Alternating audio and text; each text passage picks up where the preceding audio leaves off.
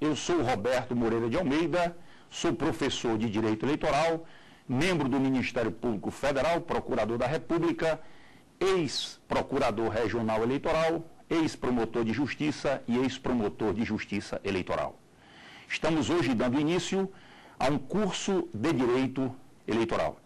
Na realidade, um mini curso de Direito Eleitoral. Esse mini curso de Direito Eleitoral, nós teremos uma introdução ao direito eleitoral, em seguida abordaremos o tema nacionalidade, abordaremos também a questão dos partidos políticos, dos direitos políticos, bem como da organização da Justiça Eleitoral e do Ministério Público Eleitoral. O tema do curso, então, é Introdução ao Estudo do Direito Eleitoral. A nossa primeira aula, nós trataremos exatamente das questões relacionadas aos temas preambulares ao estudo do direito eleitoral. Nós temos aqui a presença de 3 estudantes de direito, o Walker, a Gláucia e o Ronaldo, que muito nos honram com as suas presenças. Você pode encaminhar o e-mail para saberdireito@stf.jus.br. É importante que você informe qual o professor que você dirige a sua dúvida e especificar o tema do seu questionamento. Vamos iniciar, então, o nosso curso de Direito Eleitoral. Estudar Direito Eleitoral é de suma importância que nós comecemos do zero. E vamos utilizar uma linguagem bem acessível, uma linguagem bem direta, para que qualquer pessoa possa entender adequadamente a nossa explicação. Nós deixaremos de lado o juridiquês. Utilizaremos uma linguagem clara, uma linguagem direta e uma linguagem acessível a todos. Estudar direito eleitoral, temos que começar então pelo conceito.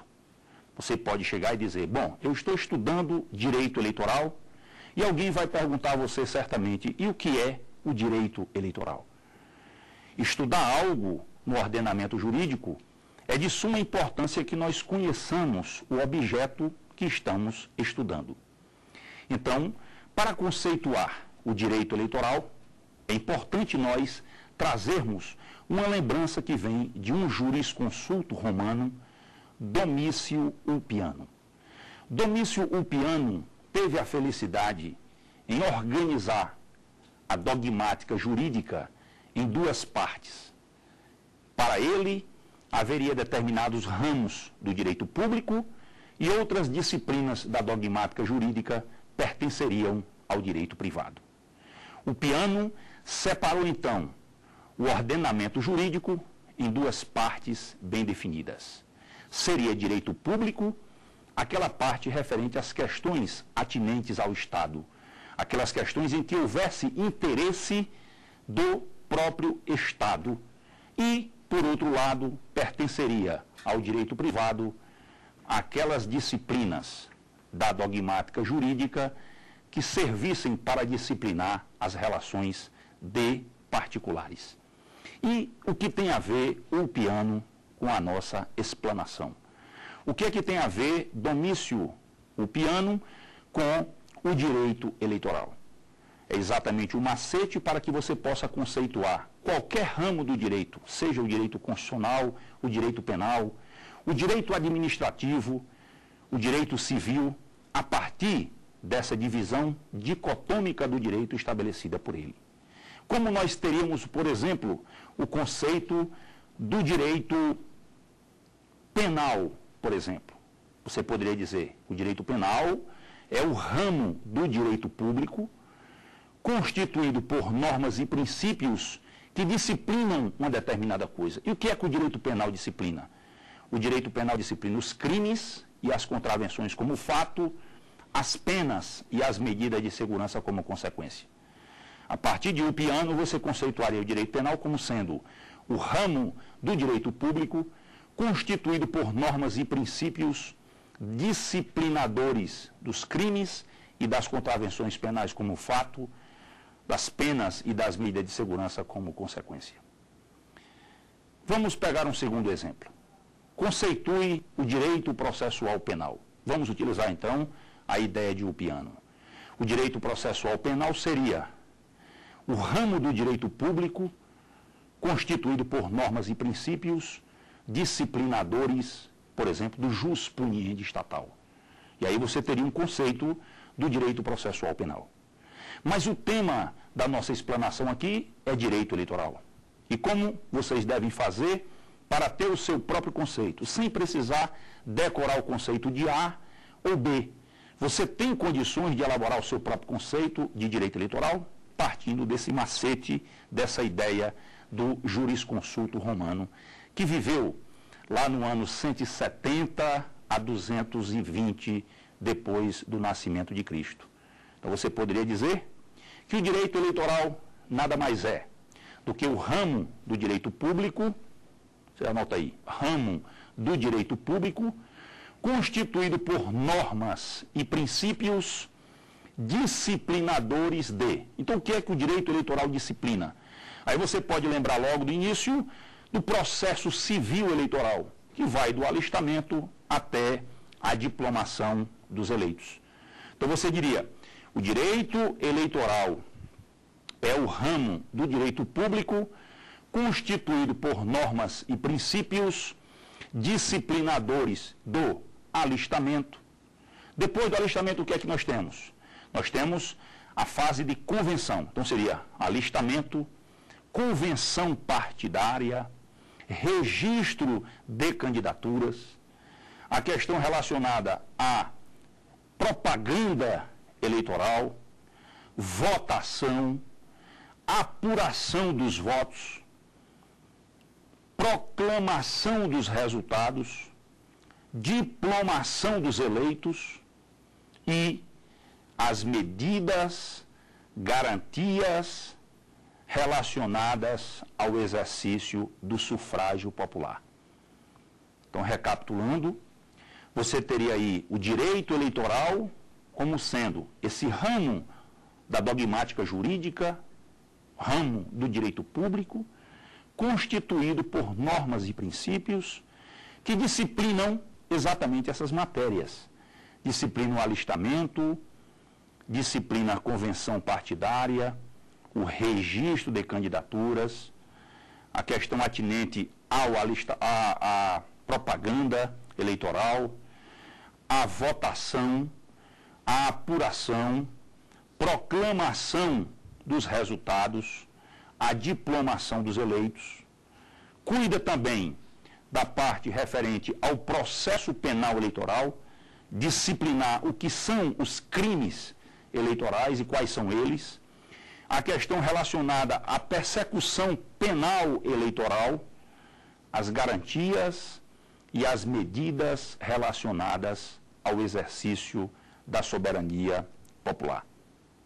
Então, temos aí a primeira questão, tratando exatamente da conceituação do que seja o direito eleitoral, que é o objeto do estudo desse nosso mini curso aqui pela TV Justiça. Então, melhor esclarecendo, temos em seguida o objeto. Inicialmente falamos a respeito do conceito, o que é o direito eleitoral. Agora é importante que nós exemplifiquemos melhor, esclareçamos com mais profundidade qual é o objeto do direito eleitoral. Então, nesse conceito que nós abordamos há pouco, nós já demos um início, podemos dizer assim, daquilo que o direito eleitoral se incumbe de estudar. Então, qual seria o objeto do direito eleitoral? Nós podemos acrescentar ao que nós falamos a organização da justiça eleitoral. Durante esse nosso curso, teremos a oportunidade de falar como está estruturada a justiça eleitoral no Brasil. Você tem que saber que a justiça eleitoral ela tem 3 níveis. Nós temos o Tribunal Superior Eleitoral em Brasília, com jurisdição para todo o país, integrado por 7 magistrados. 3 deles oriundos do Supremo Tribunal Federal, 2 deles egressos do Superior Tribunal de Justiça e 2 advogados nomeados pelo Presidente da República a partir de uma lista sêxtupla encaminhada pelo Supremo Tribunal Federal. O Tribunal Superior Eleitoral, com sede em Brasília, tem jurisdição para todo o território nacional. Então, o objeto de estudo do direito eleitoral cuida não só da estrutura da justiça eleitoral, que teremos a oportunidade de estudar nesse minicurso, como também da disciplina relacionada à competência de cada um dos órgãos da justiça eleitoral. Porque, além do Tribunal Superior Eleitoral, temos na capital de cada estado da Federação Brasileira, em 26 estados, como também no Distrito Federal, temos um Tribunal Regional Eleitoral. E a gente vai explicar depois, numa aula específica, que cada Tribunal Regional Eleitoral também tem 7 magistrados na sua composição. 2 deles oriundos do Tribunal de Justiça, 2 juízes estaduais, 1 juiz do Tribunal Regional Federal, no caso, desembargador federal, ou, onde não houver Tribunal Regional Federal, 1 juiz federal indicado pelo Tribunal Regional Federal respectivo e 2 advogados indicados numa lista sêxtupla pelo Tribunal de Justiça do Estado e indicado pelo Tribunal de Justiça e nomeado pelo Presidente da República. No primeiro grau de jurisdição, é interessante lembrar que nós temos um órgão colegiado. Na Justiça Eleitoral, em primeira instância, atuam os juízes eleitorais, porém, em anos eleitorais, anos em eleição, 60 dias antes das eleições, são formadas as juntas eleitorais, que são órgãos colegiados de primeira instância. As juntas eleitorais, elas são integradas por 3 ou 5 magistrados, sempre presidida pelo juiz eleitoral. O juiz eleitoral mais 2 cidadãos, o juiz eleitoral mais 4 cidadãos. Então, a primeira instância da Justiça Eleitoral tem as juntas eleitorais, que nós vamos estudar especificamente em uma aula nesse nosso minicurso, e os juízes eleitorais. Isso em todo o país, cada juiz atua em uma determinada área e essa área é chamada de zona eleitoral. Então, o Estado, bem como o Distrito Federal, eles são divididos em áreas, em micro-regiões, chamadas de zonas eleitorais. Em cada zona eleitoral você vai encontrar um juiz eleitoral e 60 dias antes das eleições haverá, então, uma criação, podemos dizer assim, pelo Tribunal Regional Eleitoral, de uma composição colegiada, que são exatamente as juntas eleitorais, que tem a atribuição básica, precípua, de cuidar da apuração dos votos, decidir a respeito das impugnações, e ela também é encarregada de fazer a diplomação dos eleitos nas eleições municipais. Então, o direito eleitoral, ele estuda, ele cuida e tem por objeto a estrutura e a organização da justiça eleitoral. Outro tema que é estudado pelo direito eleitoral é a organização, a estrutura e a composição do Ministério Público Eleitoral. Então, é também objeto de estudo do direito eleitoral saber como funciona, saber como está organizado e estruturado o Ministério Público Eleitoral brasileiro, sabendo que a nossa Constituição de 1988 estabeleceu como função indispensável à administração da Justiça a função do Ministério Público. 3 instituições são indispensáveis à administração da Justiça: a advocacia, o Ministério Público e a magistratura. Não há justiça sem a presença do juiz, sem a presença do representante do Ministério Público e sem a presença do advogado. Então, a gente vai ter aqui uma aula específica sobre a organização e a atribuição dos membros do Ministério Público Eleitoral. Junto ao Tribunal Superior Eleitoral, atuará o Procurador-Geral da República, que, coincidentemente, será o Procurador-Geral Eleitoral.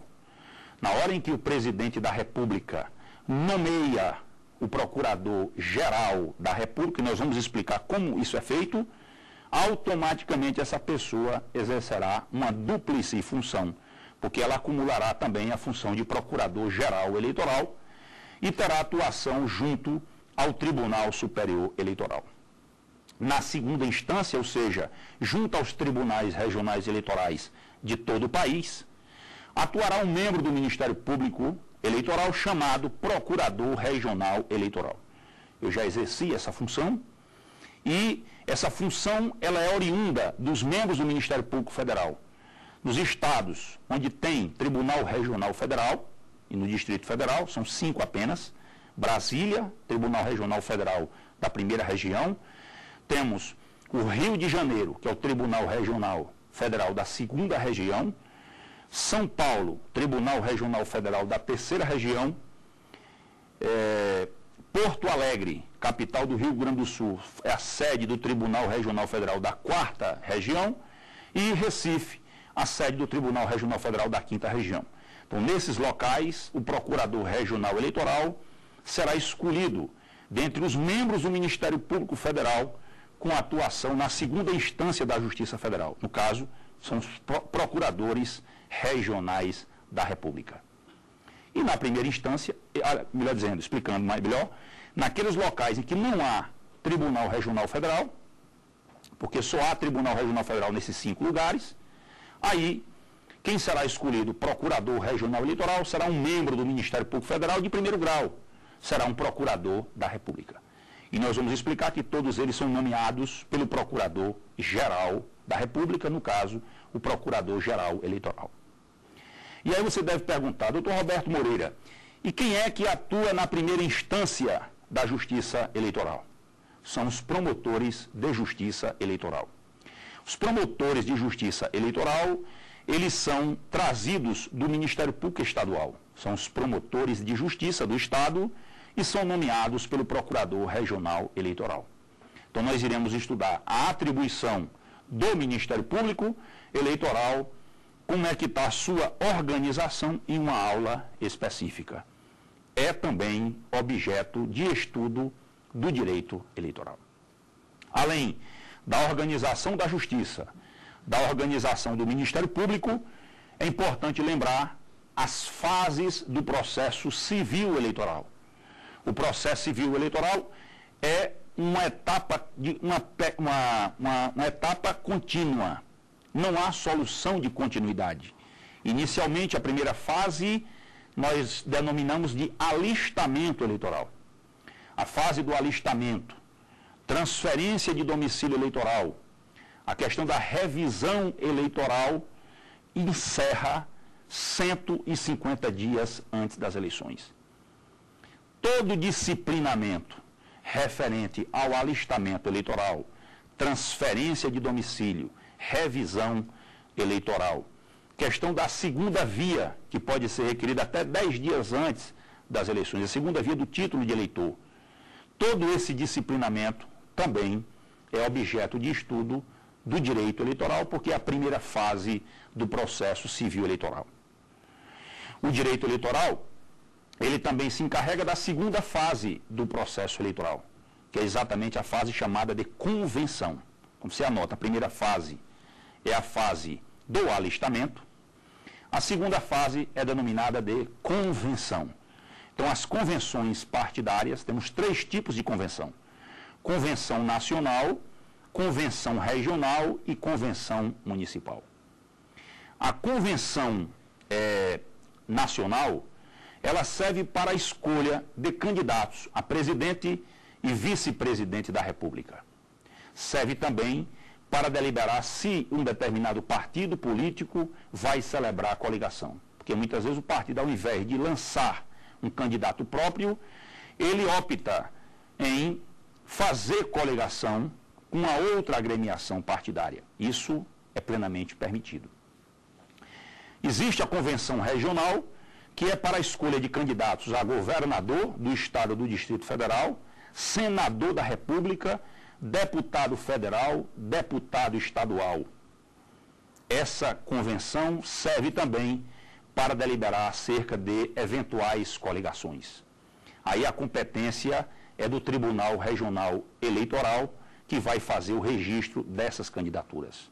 A convenção nacional, o registro será feito junto ao TSE, as convenções regionais, o registro será feito perante o Tribunal Regional Eleitoral. E nós temos um terceiro tipo de convenção, que é a convenção municipal. A convenção municipal serve para a escolha de candidatos a vereador, vice-prefeito e prefeito nos mais de 5.500 municípios brasileiros. Então, a convenção municipal serve para a escolha de candidatos ou para deliberar acerca de eventuais coligações municipais. Competência para fazer o registro, então, será do juiz eleitoral de primeiro grau. E aí você deve perguntar, professor Roberto Moreira, como é então uma continuidade? Assim, é um ato contínuo, por quê? Porque 150 dias antes das eleições se encerram os alistamentos e as transferências de domicílio eleitoral. E logo em seguida começa a fase da convenção. E a lei eleitoral é clara ao dizer que as convenções devem ser realizadas, você não pode esquecer, do dia 10 ao dia 30 de junho do ano das eleições. E quando é que haverá eleição no nosso país? Quais são os anos eleitorais? Então, pela nossa sistemática, todos os anos pares temos eleições. Então, 2011, ano atual, nós não teremos eleições, mas no próximo ano, 2012, já teremos eleições municipais. Em 2014, eleições gerais e eleições presidenciais. Então, está aí, você tem um ato contínuo. Termina o prazo do alistamento e transferência de domicílio, começa a questão da convenção. A convenção vai ocorrer do período do dia 10 ao dia 30 de junho. Terminado esse período das convenções partidárias, aí vem outra fase do processo eleitoral, que é objeto de estudo do direito eleitoral, que é exatamente a fase do registro das candidaturas.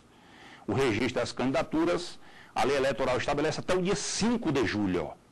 Então, o resultado das convenções deve ser encaminhado para a Justiça Eleitoral, relembrando, primeira instância, as convenções municipais encaminham, né, os registros de candidaturas para o juiz eleitoral, eleições gerais, governador a deputado, para o Tribunal Regional Eleitoral e, nas eleições presidenciais, Convenção Nacional, o encaminhamento do registro das candidaturas para o Tribunal Superior Eleitoral.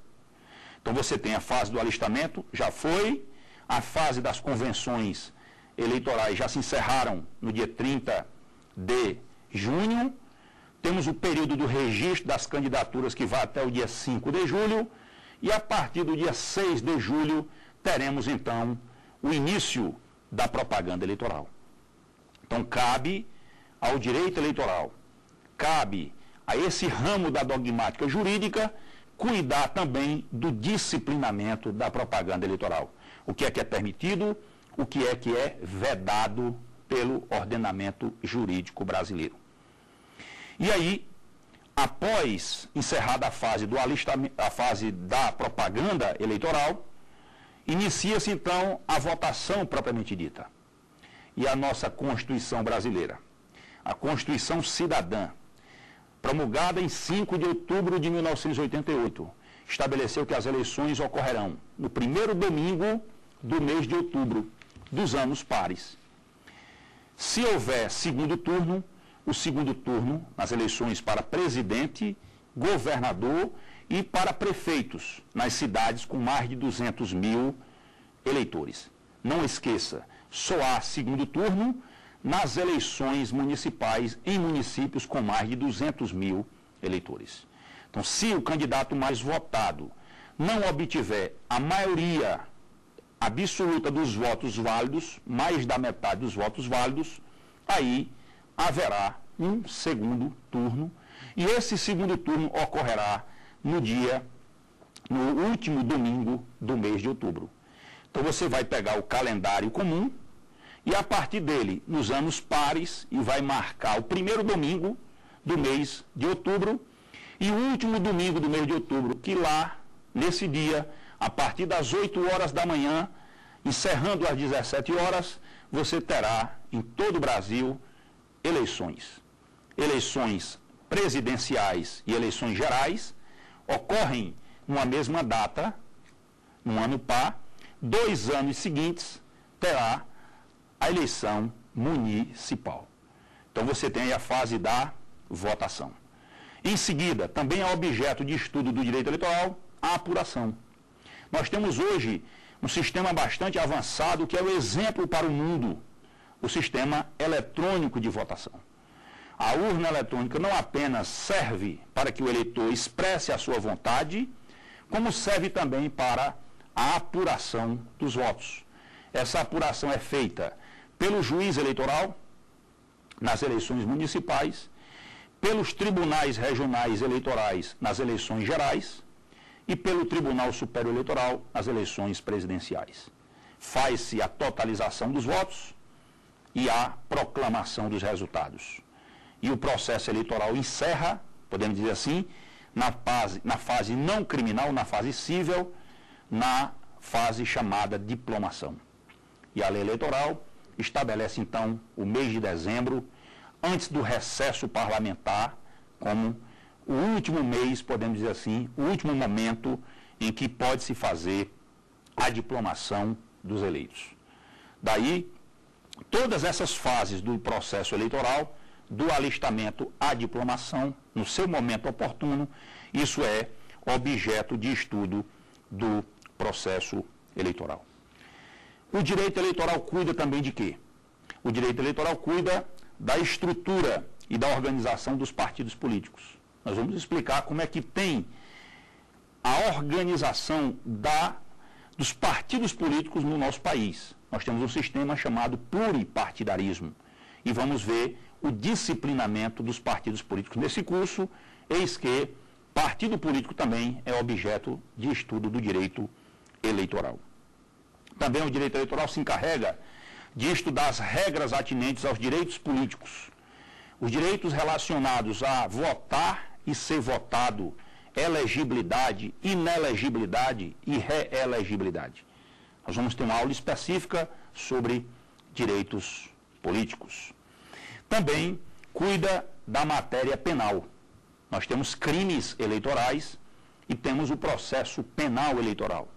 Esse assunto é objeto de estudo também do direito eleitoral, como também das garantias, das medidas e dos recursos eleitorais pertinentes. Então veja a gama de estudos do direito eleitoral. É bastante amplo e é interessante um curso para que nós possamos conhecer melhor exatamente o exercício da soberania popular, que é o objeto, em resumo, do que cuida o nosso querido direito eleitoral. Na terceira parte da nossa explanação, teremos então a questão da taxonomia. O que seria a taxonomia? A taxonomia é a ciência da classificação. É exatamente a partir de Ulpiano, nós começamos a nossa explanação com Domício Ulpiano, aquele jurisconsulto romano, que dividiu o direito em público e privado. Aí a indagação é ramo do direito público ou é ramo do direito privado? Então não tem dúvida alguma. Hoje nós poderíamos dizer que direito privado seria o direito civil, o direito empresarial e até mesmo o direito do trabalho. Mas, indubitavelmente, o direito eleitoral é ramo do direito público, autônomo, se desvinculou do direito constitucional e é ramo do direito público por quê?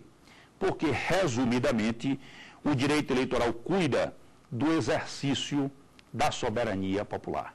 Em resumo, o direito de votar e o direito de ser votado na democracia da República Federativa do Brasil. Indubitavelmente, é ramo do direito público. E aí, você está aí, pode querer perguntar, mas, professor Roberto Moreira, podemos dizer que o direito eleitoral tem autonomia? Sim. E eu respondo dizendo que o direito eleitoral tem uma tríplice autonomia.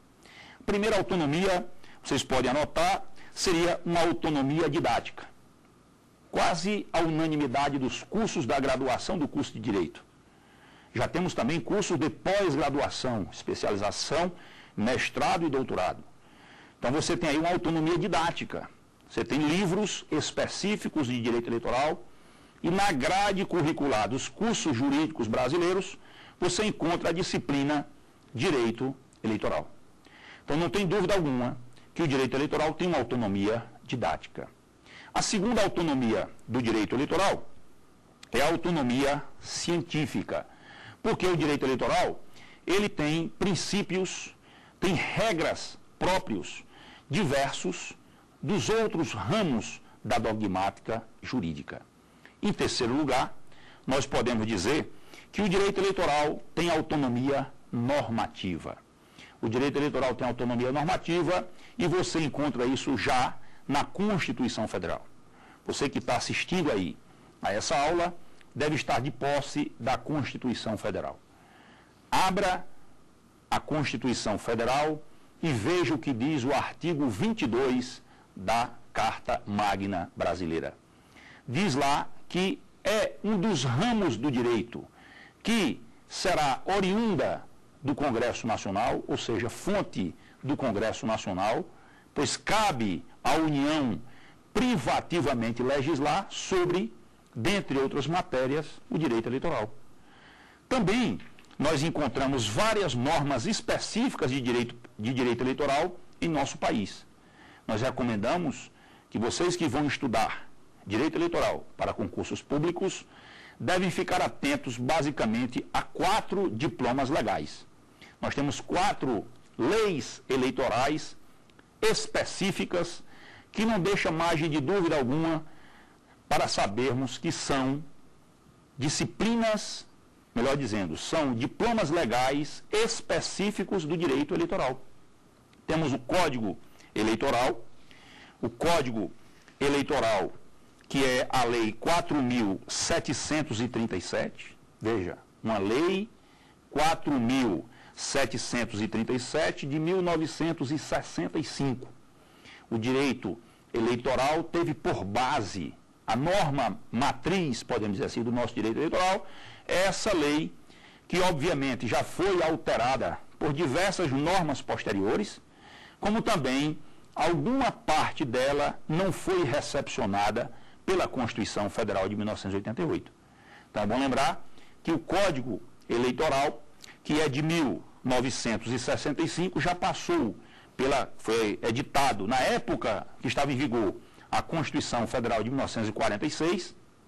Veja que o Código Eleitoral já passou pela Constituição de 1967, a Emenda Constitucional número 1 de 1969 e pela Constituição de 88. Então é importante estudar pelo Código Eleitoral, mas saber o que é que está em vigor. O segundo diploma legal específico de direito eleitoral, que você deve conhecer e deve estudar com afinco, é exatamente a Lei Orgânica dos Partidos Políticos. Nós vamos aqui estudar especificamente a organização dos partidos políticos em nosso país. A Lei Orgânica dos Partidos Políticos, você anota, é a Lei de número 9.096 de 95. Lei 9096 de 19 de setembro de 1995. É a lei que disciplina a criação e o funcionamento dos partidos políticos em todo o território nacional. Primeiro, Código Eleitoral. Segundo, a Lei Orgânica dos Partidos Políticos. Em terceiro lugar, você deve conhecer a Lei das Inelegibilidades, que é a Lei 64, de 18 de maio de 1990. Então, a lei complementar é a lei número 64/90.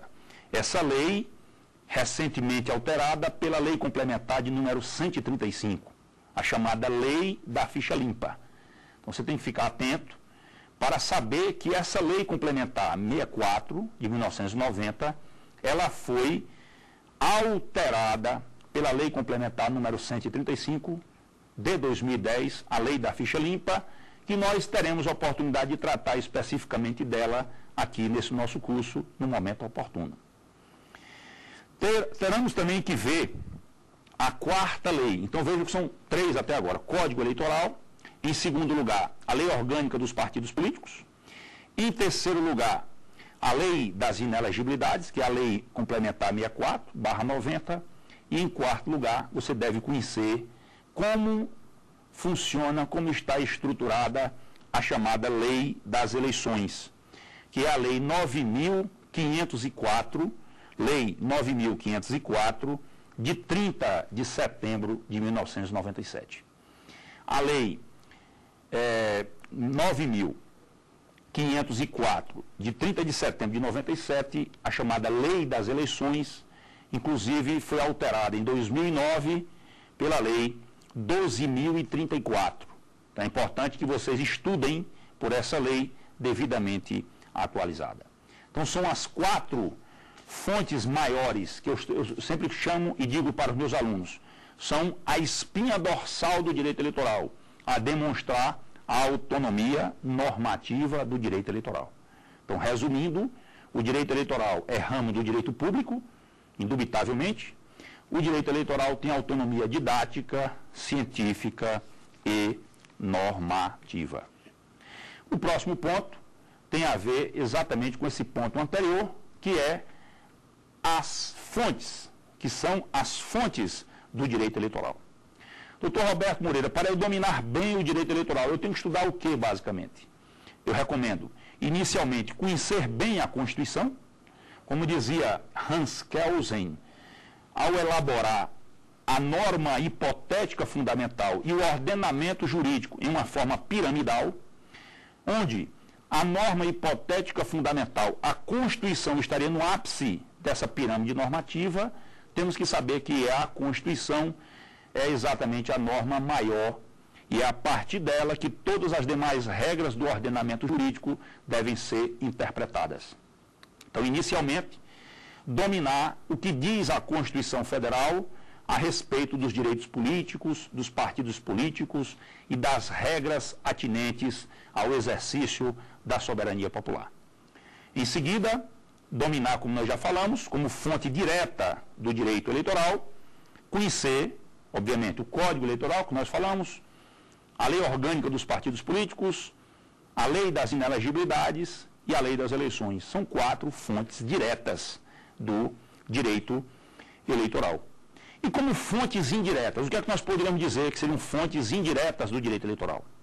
Ou seja, são fontes supletivas, ou são fontes complementares do direito eleitoral.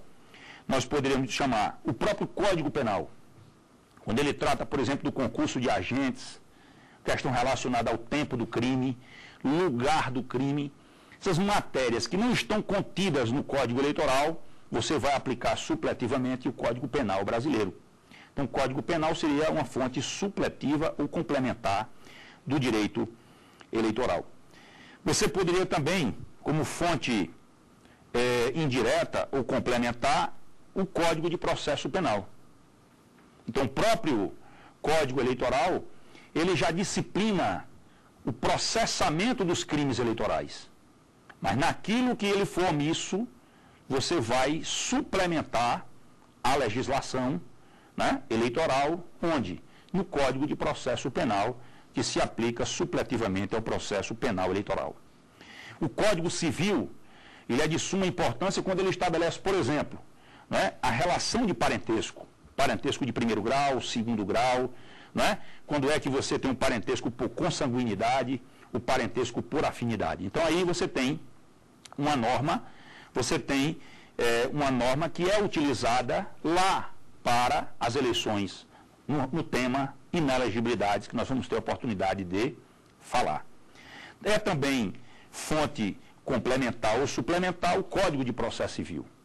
A contagem de prazo, as regras referentes a atos processuais, a lugar da prática dos atos processuais, a questão referente à teoria geral da ação, jurisdição e processo. Aquilo que o Código Eleitoral não disciplinar, você vai utilizar o Código de Processo Civil supletivamente. E por último, nós poderíamos dizer que é fonte complementar ou suplementar do direito eleitoral as resoluções do TSE. Agora, é bom lembrar que as resoluções do TSE não é um tema, podemos dizer assim, unânime na doutrina. Parte da doutrina brasileira entende que as resoluções do Tribunal Superior Eleitoral são fontes diretas e não fontes indiretas. Nós data vênia quem entende o contrário, entendemos que as resoluções são fontes indiretas ou suplementares do direito eleitoral.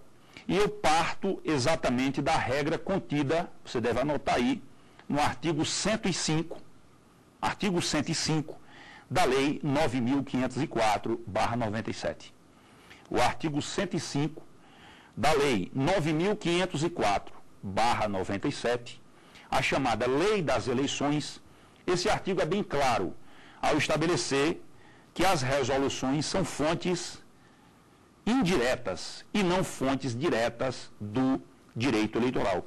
Vamos aproveitar o ensejo para ver o que diz o artigo 105, ipsilíteris.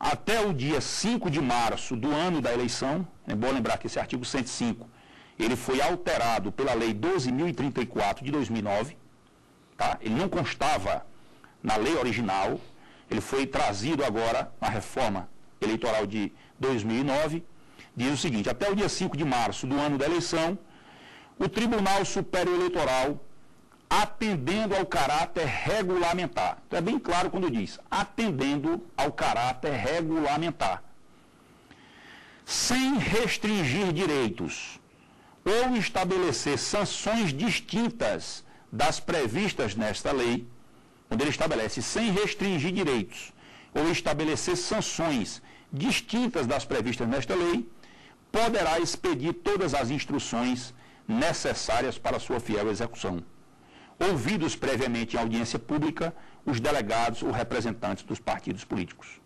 Então, o artigo 105 do Código Eleitoral Brasileiro, indubitavelmente, não deixa margem de dúvidas de que as resoluções devem ser editadas pelo Tribunal Superior Eleitoral no caráter regulamentar, no caráter supletivo e não como norma autônoma de direito.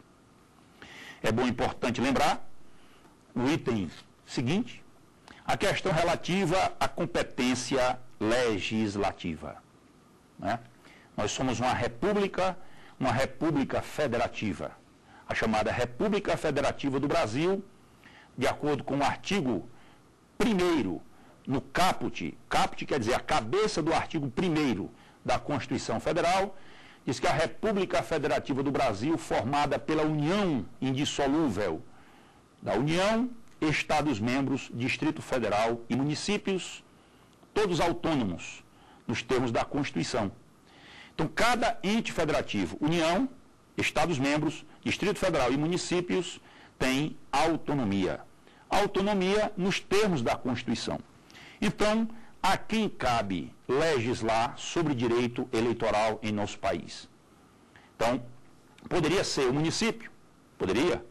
Poderia ser o Estado-membro? Poderia. Poderia ser o Distrito Federal? Sim. Mas qual foi a opção do poder constituinte originário de 1987, 1988? O poder constituinte originário, ele estabeleceu que a competência para legislar sobre direito eleitoral em nosso país, no artigo 22, inciso 1º da Constituição Federal, é a União. Então, somente a União pode legislar privativamente sobre direito eleitoral. Quando ela fala privativamente, ela não está dizendo exclusivamente. E o próprio parágrafo único do artigo 22, inciso 1º da Constituição, no parágrafo único diz que lei complementar federal poderá autorizar os Estados-membros e o Distrito Federal a legislar sobre questões específicas de direito eleitoral. Até o presente momento, essa lei complementar não foi editada, de modo que nós só temos uma origem da nossa lei eleitoral, que é a União, e sabendo que é a União, cabe ao Congresso Nacional disciplinar o tema. Somente o Congresso Nacional pode tratar de direito eleitoral no ordenamento jurídico brasileiro. Temos um próximo ponto importante a tratar, que é a questão da codificação eleitoral. Nós temos no Brasil o período da codificação eleitoral que surgiu basicamente já no século XX, o fenômeno da codificação. Tivemos o Código Civil em 1916, e aí nós não tínhamos um código eleitoral, mas era promessa de campanha de Getúlio Dornelles Vargas, se fosse eleito presidente da República, a elaboração de um código eleitoral. Então, na história do Brasil, nós tivemos basicamente 4 códigos eleitorais. Após a Revolução de 30, o governo Getúlio Vargas, foi editado o primeiro código eleitoral, que é o decreto. Vocês anotem, o decreto 21.076. Decreto 21.076, de 24 de fevereiro de 1932. Foi esse decreto que cuidou, foi esse decreto que tratou especificamente da criação da Justiça Eleitoral e foi o primeiro Código Eleitoral brasileiro. Estabeleceu também a regra do voto feminino. A previsão do voto feminino no Brasil foi trazida no bojo desse primeiro Código Eleitoral.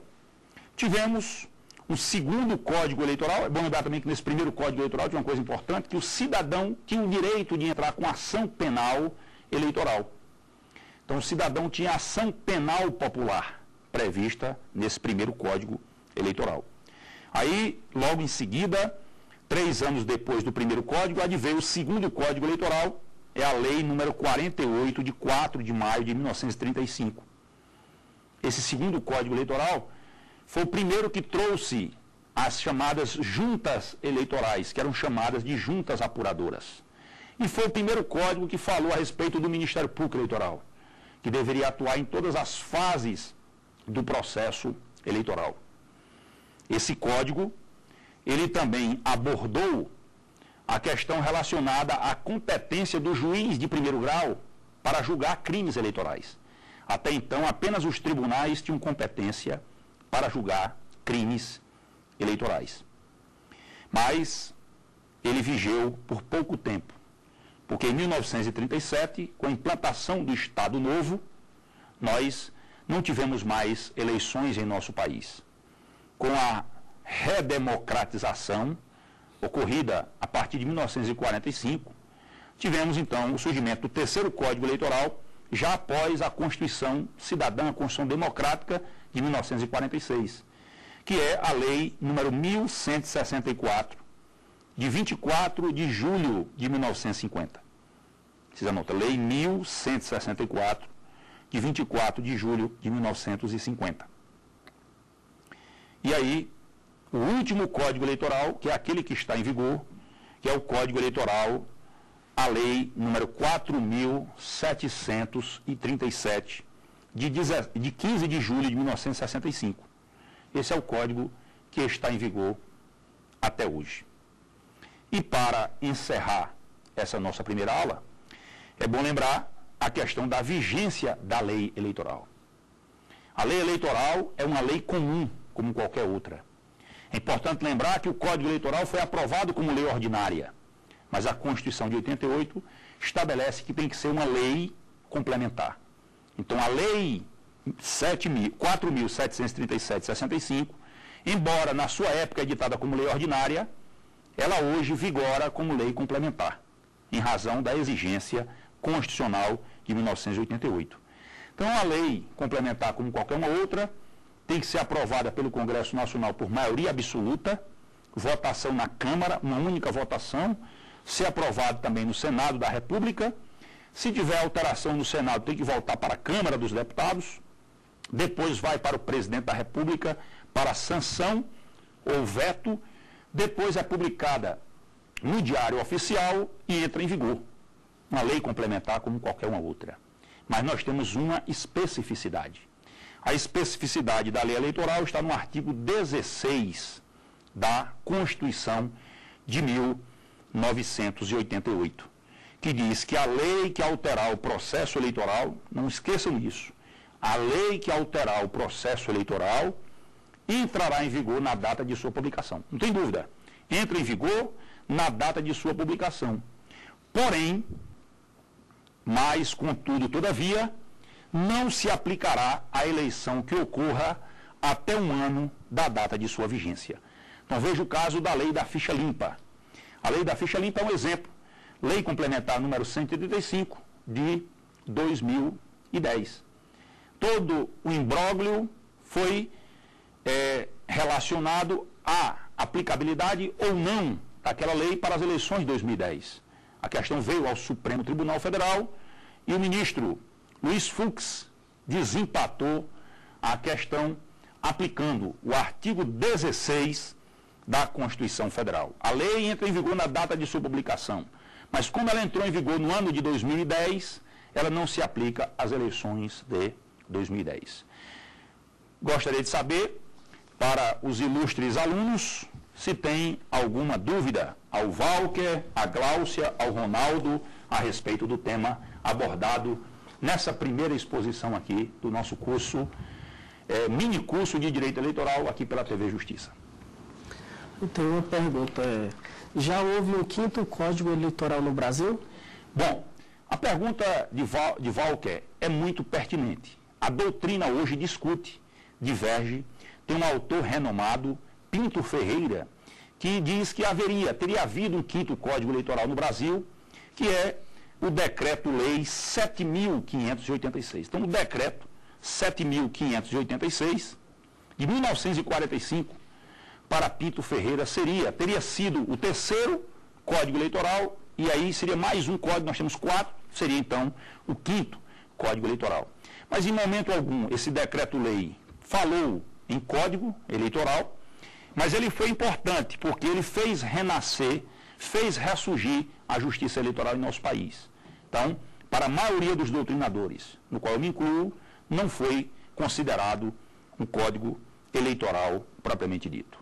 Então, o que nós vimos na nossa aula de hoje foi, nesse assunto introdutório, na introdução ao direito eleitoral, o conceito, direito eleitoral é esse ramo do direito público que disciplina, né, os princípios, as normas e princípios que disciplinam o alistamento, a convenção, o registro de candidaturas, né, a propaganda eleitoral e as medidas e garantias relacionadas ao exercício do sufrágio popular. Vimos também que o direito eleitoral é ramo autônomo do direito público e essa autonomia didática, científica e normativa. Abordamos que as fontes do direito eleitoral devem ser encontradas, primeiro, na Constituição Federal, a norma ápice do ordenamento jurídico, que deve ser seguida por todas as demais normas.